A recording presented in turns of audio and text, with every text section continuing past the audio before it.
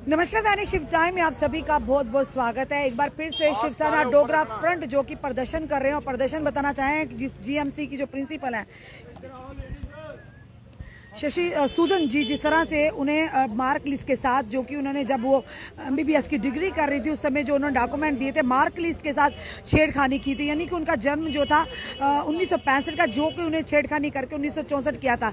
ये जो केस था क्राइम ब्रांच की तरफ से FIR भी लगाई गई थी, पर आज अभी तक भी जनी ये कहा गया कि आज भी शशि सूदन जी उसी कुर्सी पर विराजमान है। आखिर इतनी दरियादिली की उसी के चलते अशोक गुप्ता जी हैं इस समय जोरदार प्रदर्शन कर रहे हैं कि आखिर क्यों उनको कार्रवाई क्यों नहीं उन पर की गई, इतनी दरियादिली क्यों दिखाई जा रही, कौन ताकतें हैं उनके पीछे। ये बहुत बड़ा यानी कि लगातार जिस तरह से आप देख रहे हैं कि अभी फेक जो डिग्रियां जिन्होंने पेश की है, रजौरी की बात करें, कश्मीर की बात, उनका गाज गिरी है, उन्हें नौकरी से बर्खास्त किया गया और उन पर इंक्वायरियां बिठाई गई। और जिन्होंने इसी आधार पर यानी कि अपनी मार्क लिस्ट के साथ छेड़खानी कर कर उनके साथ यानी कि उनकी जो डेट ऑफ बर्थ है वो बदल कर उन्हें दी गई और उसके बाद जो डॉक्यूमेंट जब देखेंगे तो उस डॉक्यूमेंट में वो सारी चीज़ें थी ही नहीं, जो समय उन्होंने प्रोड्यूस की थी वो फाइल ही नहीं थी। यानी सरकारी कागजों को घर पर लेके जाना। कुछ दिन पहले की अगर बात करें क्राइम ब्रांच की तरफ से उनके ऑफिस में और साथ ही साथ उनके घर पर भी छापामारी की गई। पर सवाल बड़ा यह है कि कार्रवाई क्या हुई, पब्लिक डोमेन में चीजें क्यों नहीं आई। इस समय के जो दृश्य हम बता रहे हैं, शिवसेना डोगरा फ्रंट के प्रधान अशोक गुप्ता इसी के लिए कह रहे हैं कि GMC गवर्नमेंट मेडिकल कॉलेज की जो प्रिंसिपल है उन्हें बाहर निकालो। आखिर कौन ताकत है यहाँ उनके पीछे जो इन्हें इस तरह से बचा। सारा कुछ सामने आया, यानी दूध का दूध पानी का पानी हुआ है। पर क्राइम ब्रांच ने भी FIR दर्ज की, उसके बावजूद भी वो अपनी कुर्सी पर विराजमान है, यानी as a principal government medical college कार्यरत है। और इनका कहना है कि प्रिंसिपल गवर्नमेंट मेडिकल कॉलेज की जो प्रिंसिपल उन्हें बाहर निकालो, बाहर निकाला।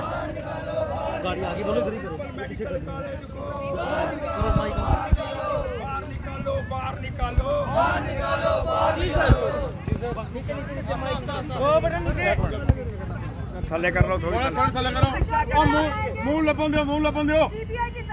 अशोक जी क्या कहना चाहेंगे, आज का जो प्रोटेस्ट है इसका क्या मकसद है? कौन ताकत है जो उन्हें बचाने का प्रयास कर रही है? कोई ताकत है ही नहीं। जब डेट ऑफ बर्थ सर्टिफिकेट उसका खराब हो गया, वो दोनों डेटे भिन्न भिन्न हैं, तो उसको कोई हिंदुस्तान की ताकत तो क्या परमात्मा भी नीचे आकर के बचाने का प्रयास नहीं कर सकता है। वैसे ही कांड रजौरी के अंदर हुआ, 8 लोग जाली सर्टिफिकेट, ये पिछली सरकारें क्या करती रही, नकली सर्टिफिकेट बना करके असली नौकरी प्राप्त कर ली। और पहली बार जो मिलिटेंट थे वो मिलिटेंट पक्की नौकरियां कर रहे थे। ये पहली बार सरकार आई जिसने दम रखा, और दम रख करके ये जो मेडिकल कॉलेज प्रिंसिपल ने डेट ऑफ बर्थ के अंदर घपला करा है, 2 उसने सर्टिफिकेट दिए, दोनों अलग अलग हैं। अब उसके बाद कुर्सी पर क्यों बैठी हुई है, अब उसको वहां से बाहर निकालने का हमको प्रयास करना होगा। और ये जो सारा सरकार निकालेगी, बड़ी जल्दी निकालेगी, लेकिन मैं बड़ा स्पष्ट करने का प्रयास करना चाहता हूँ। लेकिन बड़ा स्पष्ट है कि वो जो लोग, अरे लाइव छोड़ करके कोई और लाइव भी कर लो यार, कोई चिंता का विषय नहीं है। मैं 40 वर्ष हो गया मुझे देते हुए, लेकिन मैं बड़ा स्पष्ट कर रहा हूँ, दागी बंदा कुर्सी पर नहीं बैठेगा, चाहे कोई भी होगा। दागी बंदा नहीं रहने वाला है। क्यों विराजमान किया हुआ? जल्द से जल्द मैंने बड़ा स्पष्ट कर दिया हो, वो जो विराजमान करा हुआ है उसके लिए दोबारा आया हूँ। गुप्ता साहब, क्या लगता है कि पिछली सरकारों के दौरान जितने भी अधिकारी लगे हैं उनने इसी तरह से जो है अपने फेक डॉक्यूमेंट का इस्तेमाल किया होगा? उनकी जांच होना जरूरी है। किसने, किसकी बात कर रहे हैं आप? पिछली सरकारों के दौरान जिन भी लोगों ने नौकरी, अरे बाबा, बंदा बताना पड़ेगा ना। सभी पिछली सरकारें, तब तो सबको एक फंदे से बांध करके लटकाने का प्रयास करो, वैसा नहीं होता है। अगर किसी को शक है, 8 लोगों के ऊपर शक था रजौरी वाले, जिन्होंने वो कहाँ जाकर के सर्टिफिकेट लिया, वहाँ कोई यूनिवर्सिटी नहीं मिली, वहाँ से यूनिवर्सिटी का सर्टिफिकेट लेगा। लेकिन मैं प्रश्न करना चाहता हूँ, जब उस यूनिवर्सिटी का सर्टिफिकेट लाया, उस कॉलेज का सर्टिफिकेट लगाया, जब हमने यहाँ से टीम भेजी, वहाँ कॉलेज ही नहीं था भाई।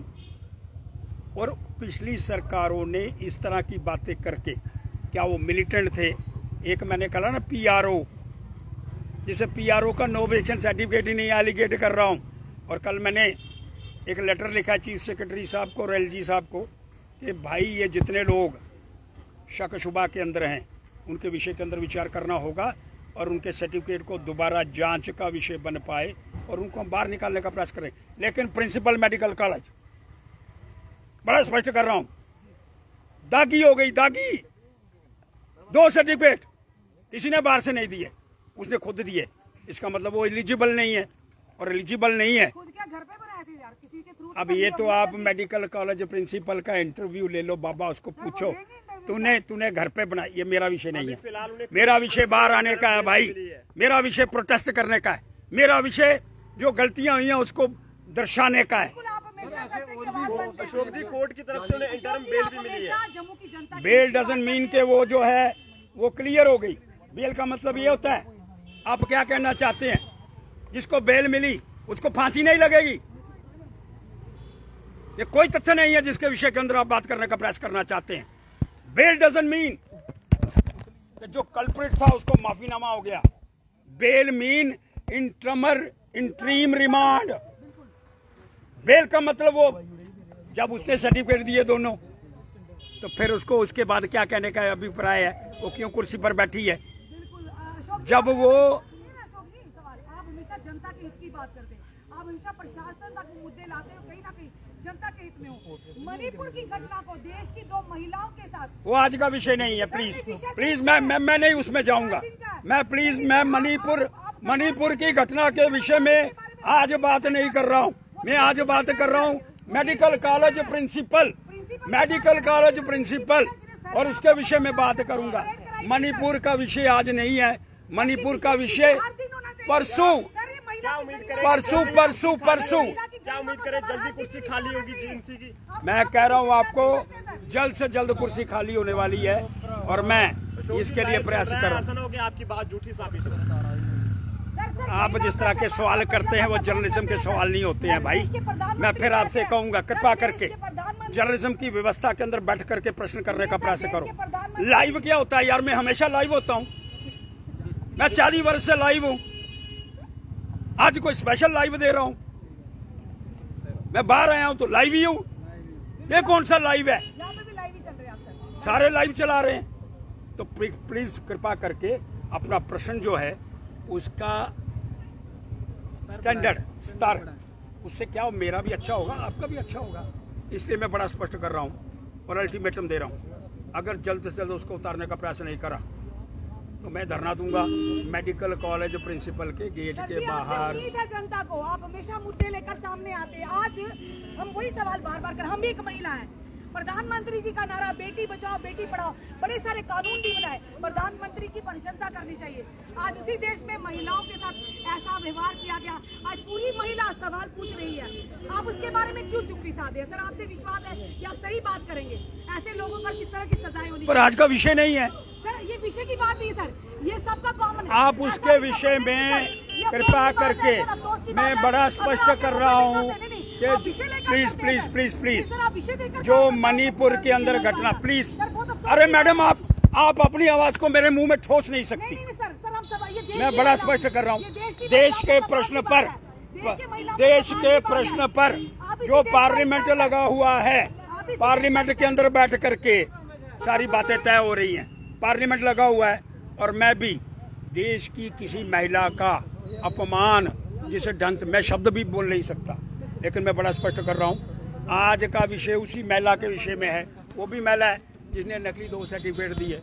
अब उसको क्या कहूँ, वो महिला नहीं है, वो भी महिला है। जो गलत करेगा होना चाहिए। इसलिए मैं बड़ा स्पष्ट कर रहा हूँ, जो गलत करेगा वो भुगतेगा, और गलत करने वालों को कुर्सी से बाहर निकालने का हमको प्रयास करना होगा, और 1 मिनट के लिए भी उसको कुर्सी पर नहीं बैठाना चाहिए। मैं श्रीमान एलजी साहब को बड़ा स्पष्ट करना चाहता हूं, उसके ऊपर ब्लेम लग गया है, FIR दर्ज हो गई है, उसके ऊपर संज्ञान भी आया है, ये सैंक्शन लग गई है। अब उसको कुर्सी पर बैठने का कोई अधिकार नहीं। बाकी जो मणिपुर है उसके लिए पार्लियामेंट है, और पार्लियामेंट के अंदर बड़ी बरसाना हो रही है, और ये घटना कभी घटनी नहीं चाहिए थी। किसी का सवाल मेडिकल कॉलेज के विषय में याद करो भाई। इस समय अशोक गुप्ता जी आप देख रहे हैं, हमने इनसे सवाल भी किया जो कि मणिपुर में हुआ। इन्होंने कहा आज का विषय नहीं है, यानी देश की महिलाओं का विषय है, इसको विषय देकर करेंगे। किसी देश की 2 महिलाओं को कपड़े उतार कर सड़क पर पेड़ करवाई गई, ये विषय नहीं है। ये जनता जवाब देगी, क्योंकि हम ठोक टाल कर ये जवाब पूछेंगे, सवाल भी करेंगे, क्योंकि हमेशा जनता की बात करते हैं, हमेशा लोग विपक्षी दलों पर सवाल उठाते हैं। आज हम कह रहे हैं कि मणिपुर की महिलाओं का विषय इनका नहीं है। इन्होंने कहा आज ये विषय नहीं है। जनता इस पर अपनी राय जरूर रखी है। और जिस तरह से गवर्नमेंट मेडिकल कॉलेज की अगर प्रिंसिपल ने फेक डॉक्यूमेंट देकर जो जब MBBS की डिग्री कर रहे थे, उन्होंने अपने डेट ऑफ बर्थ सर्टिफिकेट के साथ छेड़खानी की है, उसी के चलते आज भी CBI में ये केस भी, तो उनके खिलाफ FIR भी लगी, उसके बावजूद वो कुर्सी पर विराजमान है। एक तरफ वो देश की महिला है, यानी ये कहेंगे जम्मू कश्मीर की महिला है, जो यानी कि फेक डॉक्यूमेंट देकर कुर्सी पर विराजमान है, और देश की वो 2 महिलाएं जिनके साथ इस कदर अभद्र व्यवहार हुआ, निर्वस्त्र कर उनके सड़कों पर परेड कराई गई। तो आज सर कहते हैं हमारा विषय नहीं है। अफसोस की बात है, यानी अगर देश की महिला के लिए आप खड़े नहीं हैं, आपका ये विषय नहीं है, तो बड़े ही अफसोस, और बाकी हम कहेंगे कि अफसोस की ही बात है। यानी आप लोग विषय देखकर आप आगे करेंगे, यानी राजनीति करेंगे। हर महिला देश की हमारी अपनी महिला, दूसरे पूरे देश की बहन बेटी हमारी अपनी है। आज वहां पर कल कहीं भी ऐसा हो सकता है। हम प्रधानमंत्री जी से कहते हैं, सर आपने बड़े बड़े यानी कि दावे किए, बड़े बड़े आपने स्लोगन भी, बेटी बचाओ बेटी पढ़ाओ। आज पूरे देश की बेटी इसके ऊपर सवाल कर रही है कि क्या वो देश की बेटियां नहीं थी जिनके साथ सरेआम ऐसा हुआ। और अफसोस है वहां की जनता पर कि किस तरह से बिल्कुल यानी कि चुपचाप बने तमाशबीन बन के वो दृश्य देखते रहे। और 78 दिन के बाद वो दृश्य जब सामने आया, उसके बाद हर कोई अब आवाज उठा रहा है। आपका क्या कहना है इस वीडियो को देखकर? अपने कमेंट, अपने सुझाव हमें जरूर दीजिए। इस वीडियो को जितना हो सके शेयर कीजिए। जुड़े रहिए हमारे साथ अगले अपडेट के लिए। जय हिंद, जय भारत।